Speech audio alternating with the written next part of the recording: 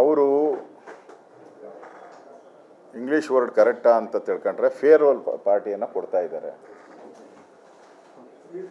Farewell ಅದು ಕರೆಕ್ಟಾ? Farewell ಬೀಳ್ಕೊಡುಗೆ ಸಮಾರಂಭ. ಅಸೆಂಬ್ಲಿ ಫ್ಲೋರಲ್ಲೇ ಮಾತಾಡಿದ್ದೀನಲ್ಲ, ಒದ್ದು ಕಿತ್ಕೊಂತೀನಿ ಅಂತ ಹೇಳಿದ್ದಾರೆ. ನನಗೆ ಹೇಳಿದ್ರು ಅವರು. ನನ್ನ ಹತ್ರ ಇದು ಅಧಿಕಾರ ಇದ್ದರೆ ಕೇಳ್ಬೋದು. ನನಗೆ ಹೇಳಿದ್ದು ಯಾರಿಗೆ? ಈಗ ನನಗೆ ಹೇಳಿದ್ರೆ ನನ್ನ ಅಪೋಸಿಷನ್ ಲೀಡರ್ ನಾವು ಕಿತ್ಕೊಳಕ್ಕಾಗತ್ತ? ಡಿ ಕೆ ಶಿವಕುಮಾರ್ ಅವರು ಒದ್ದು ಆಗಲ್ಲ. ಅವ್ರಿಗೆ ಯಾರಿಗೆ ಹೇಳಬೇಕೋ ಹೇಳಿದ್ದಾರೆ. ಅದು ಈಗ ಡಿಸೆಂಬರ್ಗೆ ಡೆಡ್ಲೈನ್ ಅದಿರೋದು. ಡಿಸೆಂಬರ್ಗೆ ಡೆಡ್ಲೈನ್ ಇರ್ಬೋದು ಅನ್ನೋದು.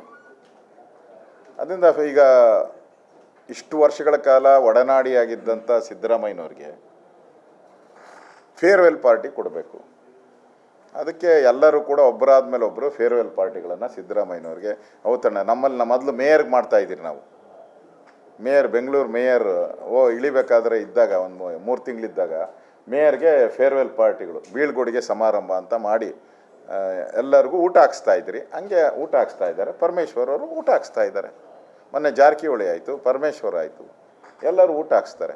ಡಿ ಕೆ ಶಿವಕುಮಾರ್ ಯಾವತ್ತು ಹಾಕ್ಸ್ತಾರೋ ಫೈನಲ್ಲು ಅವತ್ತು ಮುಗೀತು ಈ ಸರ್ಕಾರ ಅಂತ, ಚೇಂಜ್ ಅಂತ.